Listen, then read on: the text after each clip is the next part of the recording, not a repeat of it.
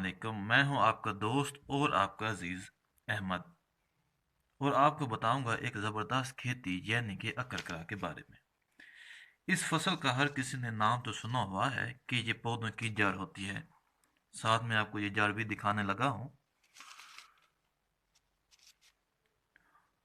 और ये कि इसके फलां फलां फ़वाइद हैं। मगर आज मैं आपको कुछ और ही बताऊंगा और साथ ही आपको हैरान और परेशान भी करूंगा।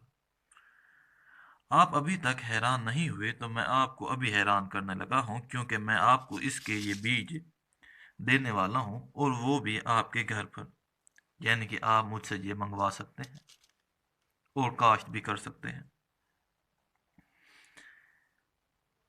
और साथ ही मैं आपको इसका तरीका काश्त और वक्त भी बताऊंगा। अगर आप कमेंट में पूछें तो मैं साथ ही आपको काश्त करके भी दिखाऊंगा कि किस तरह इसे काश्त करना है और किस तरह इससे आप आला पैदावार ले सकते हैं। और ये जो जड़ है, ये इसकी मेन आमदनी का जरिया होता है, क्योंकि इसी को हमने बेचना होता है। ये आप किसी भी पंसार स्टोर से ले सकते हैं जिसका भाव बहुत ही आला होता है।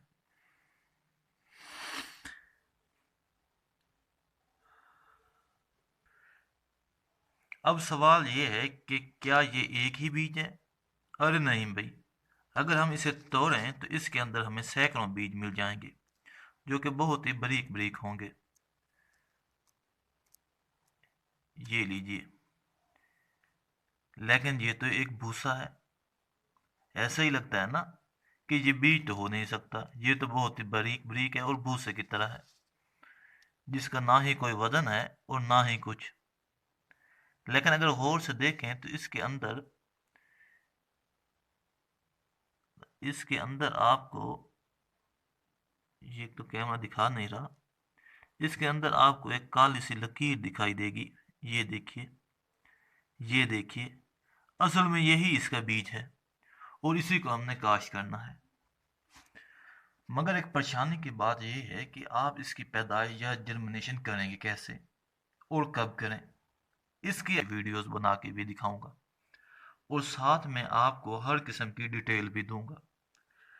तो मैं वीडियो में भी आपको बताता चलूं कि आप किसी भी नर्सरी वाले से इसकी रहनुमाई ले सकते हैं कि भैया हमने ये फूल काश्त करने हैं, किस तरीके से करें, वो भी आपको बता देगा।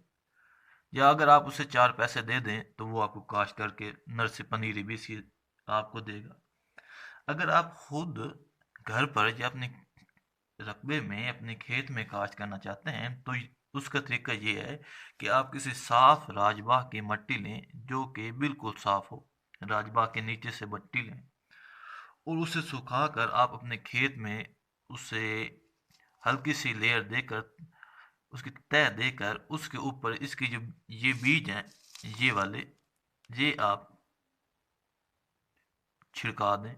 इसके छिड़काव के बाद आपने सड़ी हुई गोबर, यानी कि ऐसी गोबर जो कि ज़रा ज़रा हो, धूल की तरह बना हुआ हो, उसकी धूल आपने इसके ऊपर डाल देनी है। हल्की सी बारीक तह देनी है, ज़्यादा, अगर ज़्यादा तह दी दी तो बीज की जर्मिनेशन ना होगी, यानी कि बीज उगेगा नहीं।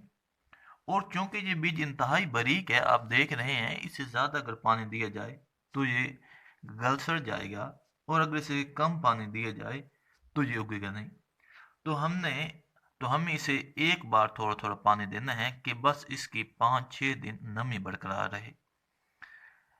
और इसकी जर्मिनेशन या उगाव वो तीसरे दिन से शुरू होता है और 8-9 दिन तक के दरमियान इसका उगाव होगा।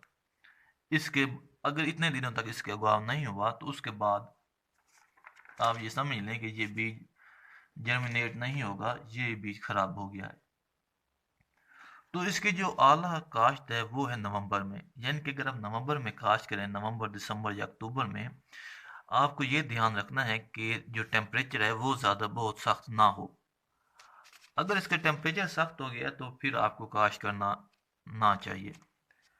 और ये अप्रैल में भी आप काश्त कर सकते हैं और उसका तरीका ये है कि आप किसी छाँव वाली जगह में या किसी, यानी कि किसी दरख्त के नीचे काश्त करें।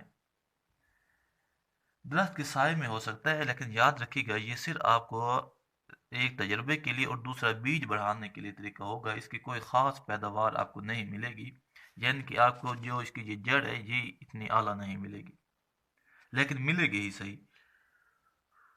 तो अब सवाल दूसरा है कि इसका 1 एकड़ में प्रोडक्शन कितना हो, क्योंकि अकरकरा दो किस्म के होते हैं। एक हाइब्रिड है जो ये बीज मेरे पास पड़ा है, और एक दूसरा देसी होता है। जो हाइब्रिड है इसका बात अगर की जाए इसकी पैदावार की, तो भैया कि हमें 1 एकड़ में इसकी पैदावार मिलने कितनी है, तो उसके बाद ही सब कुछ होगा ना। तो इसकी जो पैदावार है, यानी कि ये जो सीड्स पर है आपके सामने, ये है हाइब्रिड का, और एक दूसरा होता है इसका देसी का। जो देसी का तो मेरे पास है नहीं। ये जो हाइब्रिड का है, जो ज़्यादातर यही काश्त होती है हाइब्रिड। इसकी जो ये प्रोडक्शन है 1 एकड़ की, वो है 500 किलो। यानी कि आप 500 किलो 1 एकड़ में इसकी ये रूट्स हैं, ये जड़ हैं, ये आप ले सकते हैं। तो ये आप अगर इसका भाव आपने पता करना है, तो वो आप किसी पंसारी से पूछ सकते हैं, ये किसी भी और जगह से जहाँ ये बिकती हैं। तो इसका भाव आपको अच्छा मिलेगा, और इसके काफ़ी ज़्यादा रेट होता है, और ये किलो में ही बिकती हैं। यानी कि इसका 1 किलो की रेट 1,000 से ज़्यादा ही होता है। बाज़ औक़ात ये 2, 2,500, 3,000 से भी ऊपर चला जाता है।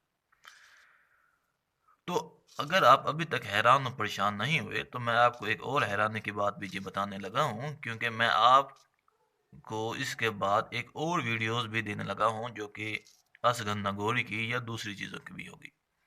यानी कि अगर आप हमारा चैनल पर सब्सक्राइब करते हैं, तो आपको हैरानी की मज़ीद चीज़ें भी मिलेंगी।